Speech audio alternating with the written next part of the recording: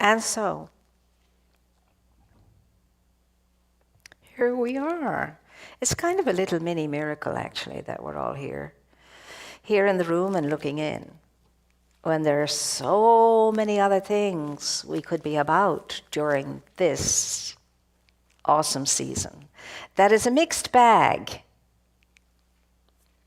It's a time, and especially now, the second Sunday of Advent, when we move deeper and deeper and deeper into the great mystery of silence.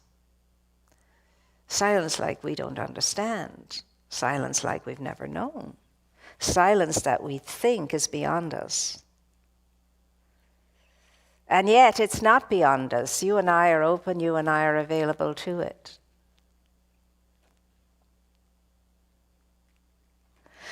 So, the question is, for the remaining time of the drawing close to the end of this year, how are we going to be?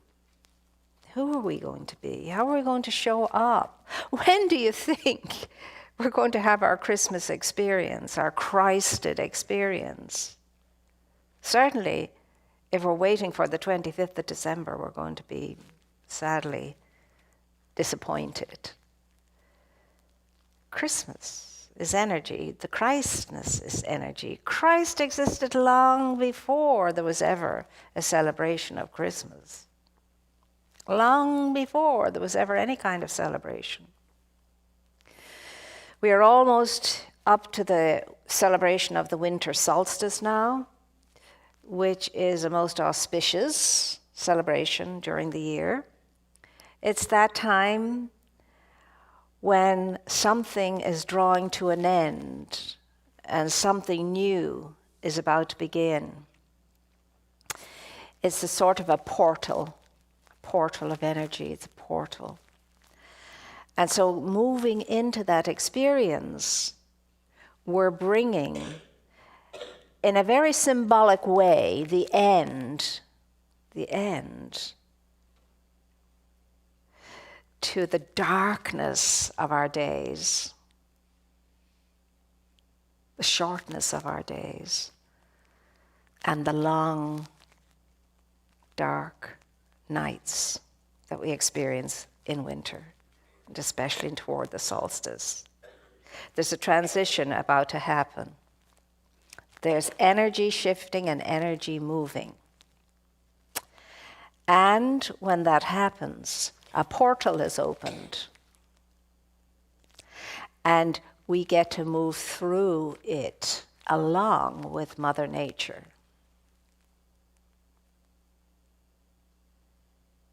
In the Southern Hemisphere, it is our experience now that the sun is about to do a roundabout, a turnaround, and start its journey back up to the Northern Hemisphere. And then you're going to see our days lengthening and our nights shortening. I wonder if any of you will try and notice that. The day of the winter solstice, no. Check the clock and see what time it gets dark. And then the next day, check, and the next day, check until, the end of the year. And you'll see for yourself how that's the case. The days will be a little longer and the nights a little shorter. Now, what does that mean to you and to me? Because you and I are going through a metaphysical solstice too. We move with nature. We're one with nature as a human being. We're affected by nature as a human being. So where are you in that sojourn? Where are you in your open receptivity to more light coming in and more darkness being released? And if you and I were to look at that, what would the darkness be that we would release? What would that darkness be?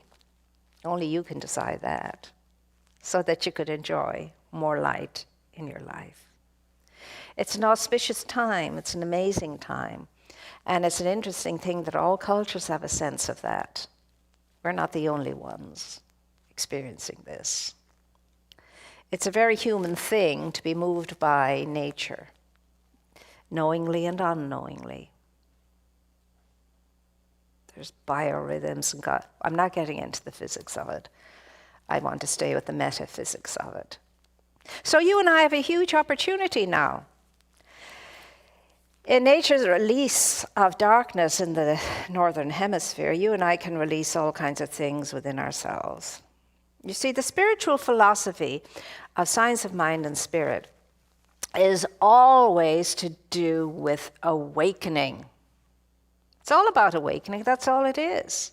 It's about wakening up and realizing you're not all your experiences. You are not all your experiences. You're not all that happens to you. You're not all your stuff and things. Indeed not.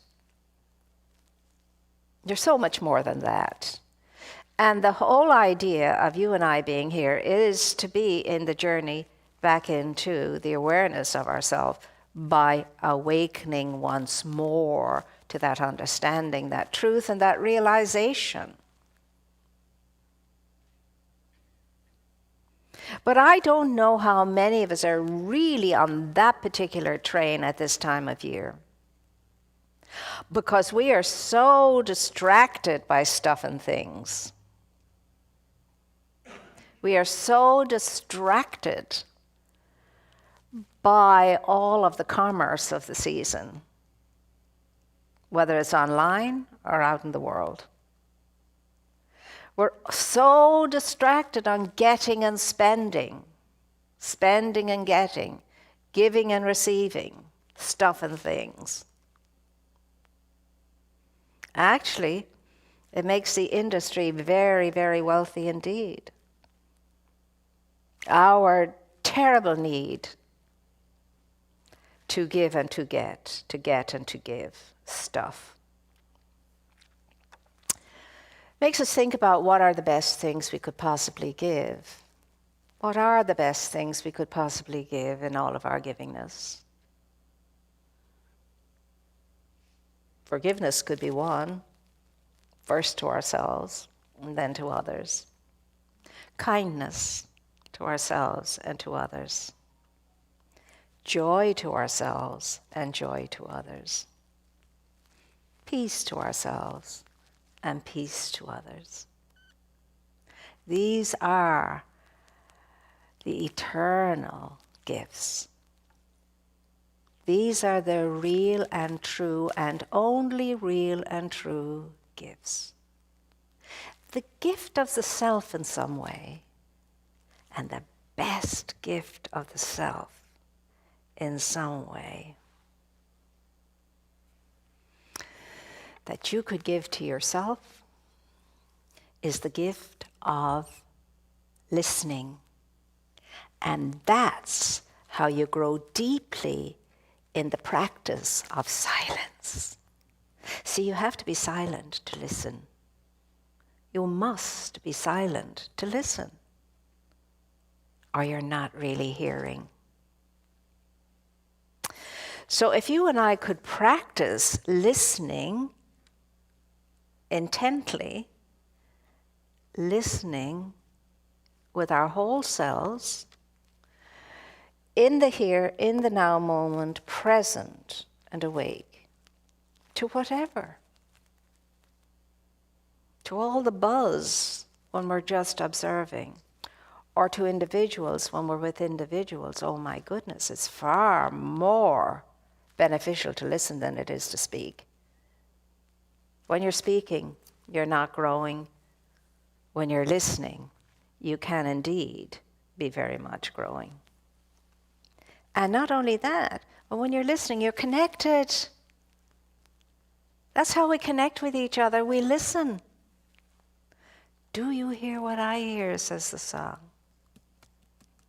Do you see what I see? Do you know what I know? Maybe you see and hear and know more.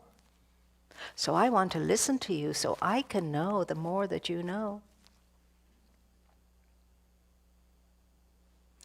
But too many of us always want to be up front and center, in the limelight. holding fort. How many people do you know are super good listeners? Now, would you be among those people? It's a rhetorical question for us all. For us all. How do I listen? Right now, how am I listening? Right now, am I distracted? Right now, am I still? Where am I now? Do I even know I'm not listening? But anyway,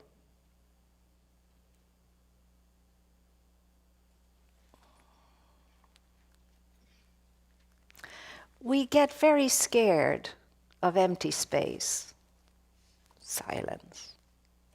If somebody goes quiet, like I did just a minute ago. Because we want to hear something, we want to be distracted.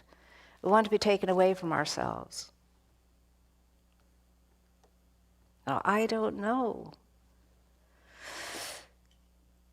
if it is any good at all to listen intently and listen carefully if I don't give myself the opportunity to do that. To be present to whatever it is. To the puppy that comes to say hello, the kitten that wants to play, the child that asks too many times, why? And as so many mothers say, because I said so, as we heard this morning from Monica. Now, you know and I know that because I said so never satisfies anybody who hears that. And it doesn't sound right or bode well. My mother used to say, why is a letter with a long tail?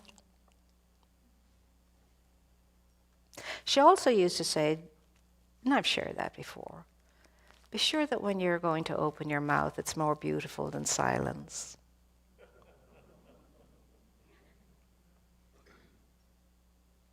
It's a good question to ask ourselves. When I open my mouth to speak, is that more beautiful than silence? And indeed, if we invited everybody to come in and just be silent in each other's company, I wonder how many of us would keep showing up. Well, you see, in order to enter into the inner sanctum, you and I have to learn how to be silent, how to be still. And in my life, being in front of so many people all of the time, I know how very difficult that is. People are fiddling and foostering and distracted in every way you could possibly think.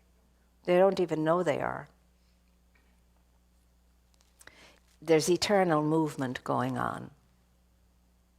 So I'm asking you this week to practice being perfectly still and notice how many times you have to move something or another. And many times your mind moves away from just listening. Listening. When I was first in meditation classes, too many years ago, we had to simply listen to every single noise we could hear and recognize what that noise was. See how many noises you could recognize. You'd be amazed. In a quiet room, how many noises you can recognize. You see, that's the practice, it's the exercise to take you where you want to be. And none of us have ever fully, when we begin, have total patience to do that. But we do have to make the patience bubble up in us and stick with it. Oh, God knows how many times I've sat in meditation thinking, Mother of goodness, when is this going to happen? Because really and truly, I don't have much time for this. I could be doing this and I could be doing that, and this is a waste of time. It's not happening. But it pays off when you keep persisting. And then there's no describing the great benefit. When you make that breakthrough, be still and know. Be still and know I am. Be still and know I am God. Scripture really emphasizes the most amazing benefit from sticking with just that one little thought. No big words. And in some of my meditation classes way back when, they'd say, start off with be. And just make that your meditation, be. And then the next one, be still. That's your meditation, that's not. Then the next one, be still and know. And then the next one, be still and know that I am. The last one, be still and know that I am God. I'll guarantee you, if you do that, give yourself a week doing that, you will be amazed at what you will hear because you're listening. It is about listening at the moment. Who would have thought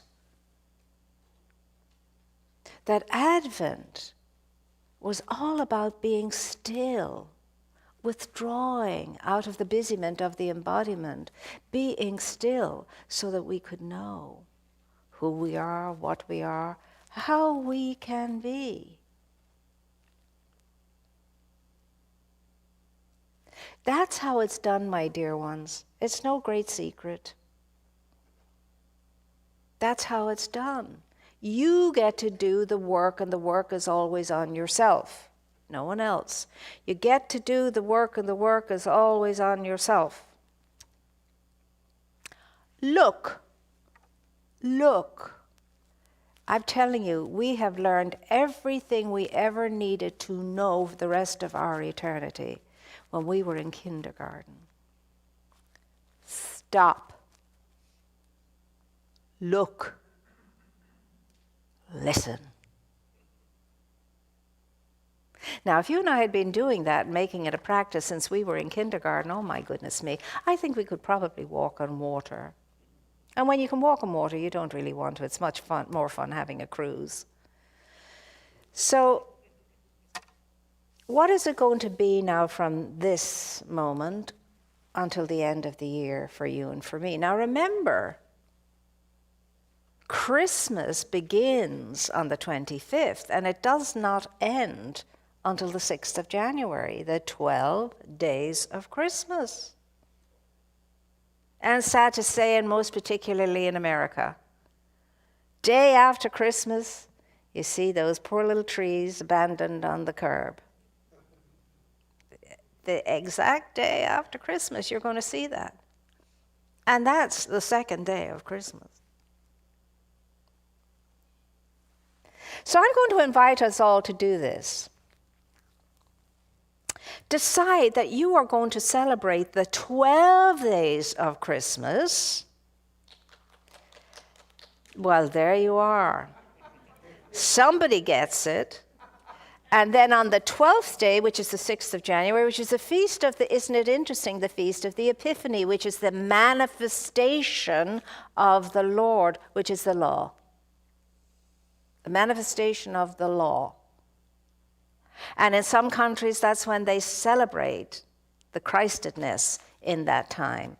And the children get their gifts, and the wise men come, and so on and so forth. And that's the day when the baby Jesus, in its representation in the creche in churches, is placed in the manger.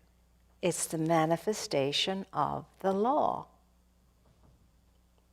And then the crib is still up for the whole of the liturgical season, which ends, believe it or not, get your cards out there, until the 2nd of February. That's the end of the liturgical season in Christianity.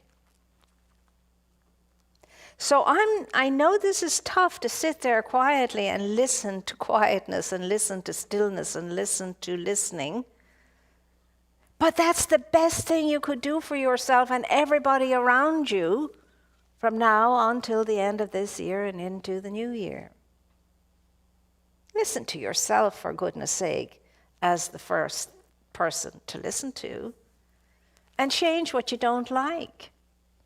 And when you hear what you don't like, then make an affirmation. Be still and know that I am God, tell yourself. Be still and know that I am God. Now, Ernest Holmes says that each and every one of us is a part of God, a most significant and very important part. And in the part is known the whole, because this is one time when the macro is fully present in the micro. I am not all of God, no more than anyone is, but God is all of me. Do you get it? I'm not all of God, but God is all of me. My goodness me. That's an astounding something to know. So I want to remind you that you are it. You are the one who's been sent. You are the Immaculate Conception. You are the manifestation of the law. You are that which is to come with the promise of new life. And that may be hard for some of us to believe because we haven't always been at our best. And indeed, sometimes we've been very much our naughty selves. But that's not the truth of you. You could just put all the past behind you, good, bad, and indifferent, and allow yourself to know, I am the manifestation of the law. Because you are. You'll never, ever not be. So you have an opportunity now to seize the day, seize the moment, seize the true essence of your being. Make your gifts the gifts of love and light and joy and peace and lightness of being in laughter. These are real gifts. They're lasting gifts. They effect something. So don't get your knees in a twist this Christmas because you don't know what to get somebody. Oh, yes, you do know what to give somebody. Your joy, your love, your patience, your peace, your truth, your essence. Best gift you could give anybody, but it can't be wrapped up with a bow. It has to be felt. And I know everybody in this room is quite capable of making a huge difference in that way. Just be who you are, the truth of yourself, and that's enough gift for anyone. So as we go forward in this week, I'm going to ask us all to spend some time being still so that we can know the truth that sets us free by being quiet and listening. And not only in your meditation chair, but everywhere you are out there. Listen, listen, listen. And you will learn so much just by listening, being in the moment, awake and alert and present to it. Listen. And listening means no forming conclusions in your mind about anything. You're an observer. You're listening, that's all, without judgment. Listen. Do you hear what the eye hears? Do you see what the eye sees? And you're going to have an amazing week if you can do that. Remember, no one can receive your gift that only you can give, that you have brought, if you do not give it. You have a special gift to give. Be lavish with that gift. Don't worry about the rest. Given it shall be given unto you, pressed down, spilling over. Okay? So say with me right now, I am ready to know myself as Spirit's gift to life, as Spirit's own energy in life, as the way, the truth, and the life of the one. Of the one and only Spirit by means of me and in all life. And that's the truth. And I know it. I'm ready to live it. And I sure as heck am ready to experience it. And so it is. Would you mind giving yourself a big round of applause? I mean you, a round of applause. Clap yourself every day and say, that Spirit applauding me as itself by means of me, and especially just after you've been naughty. And then you jump right back into remembrance again. It's a marvelous time of year, so don't waste a moment of it on nonsense.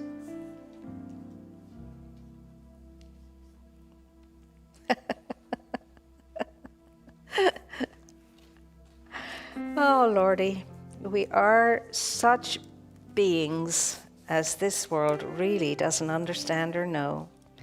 Now we have an opportunity to give, and always deliberately, and always with joy, and always with the idea that this gift is going out there to benefit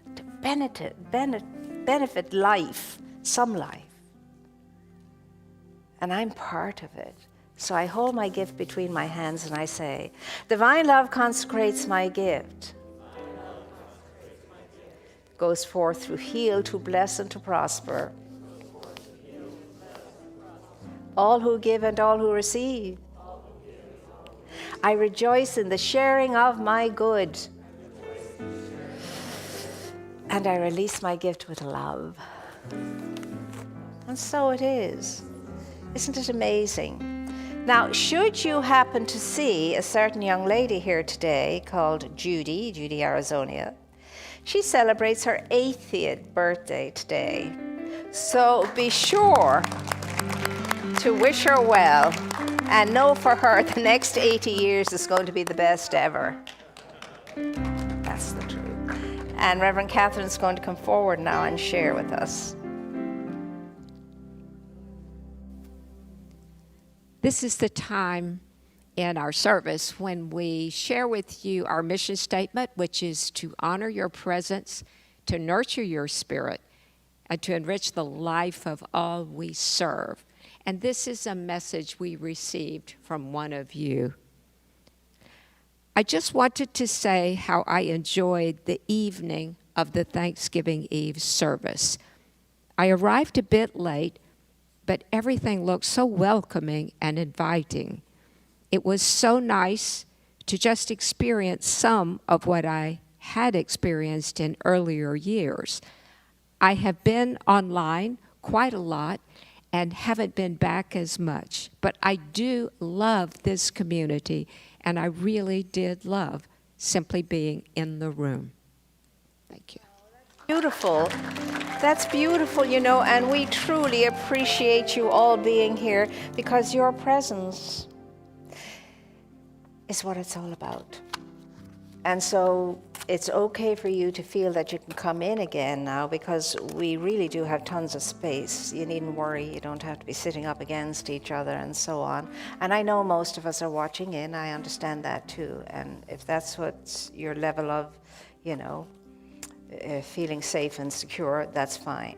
But really and truly, we love it when you do feel like you can come back again. Truly, we do. And so, just take care of yourself. Because I've discovered if you take care of you, you're so much better able to take care of everyone else. And it's not a selfish thing at all to be true to yourself and to take care of yourself and to keep yourself vital. That's what's required for real spiritual, warriorhood, to be able to do all that you can do. Having said that, those amongst us whose chosen way of being on the plane through service, through whatever ailment they might have, is doing splendidly too. And if you know that's what you're called to, that's perfectly okay. But also know it's perfectly okay to heal, to get well, and to restore your vitality of body and mind for that matter.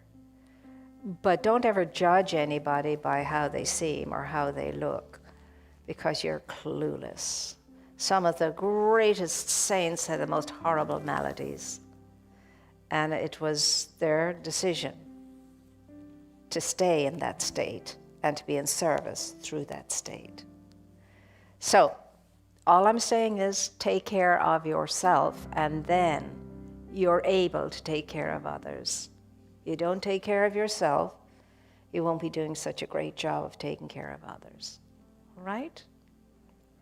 Now we have our prayer moment, and we're going to remember all those people in the tragedies over the week and the weekend, and suffering from all kinds wherever they are, but especially in our own country, from the disruptions that we've caused in Mother Nature and so on. It's been a sad week for many. It's always a sad week for many in the world somewhere. So we're going to pray for everybody who's in dire circumstances and hardly know what to think or how to be or what to do, that they may touch that light within themselves and its power, and somehow or another, through all the darkness of that chaos, find that light as a guiding, leading light that gives them the energy and the strength to know they can get through it all. So this is what we're knowing.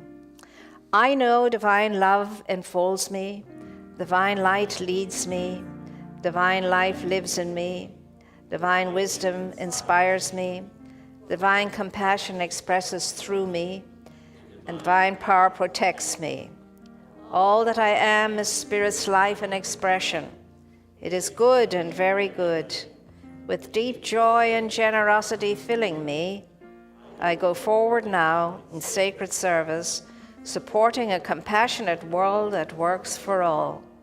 I move through my days with grace and ease, in peace and love, in health and wellness, in fullness and plenty, and in loving relationship with all. What I now know for myself, with blessing and in deep gratitude, I know for all life. There's only God, there's only God, there is only God. And I know you're not used to it, but there is only God by means of you. You're not used to thinking that way. How will people know God if you don't show up as godly? How will they know God? Going to know God as a nebulous theory. They'll know God by you showing up as your godly, great, good self. And me too. So it's a big thing to ask of ourselves, but it's the only most worthwhile thing of all. Let God, as Meister Eckhart said in the 15th century, be God by means of you. And after we've had our peace song, we will meet in the Richelieu Hall, have some tea and chat, and we'll be able to sing happy birthday to our birthday girl. Okay? So all is well, and know that life is only just begun. Gets better and better all the time when you know it. And let's know it. Andy, thank you for all the music, and we thank all of the musicians. And everybody who serves on a Sunday in the center, we're very grateful to all. So we're going to have our peace song now and then retire to Richelieu Hall and celebrate Judy.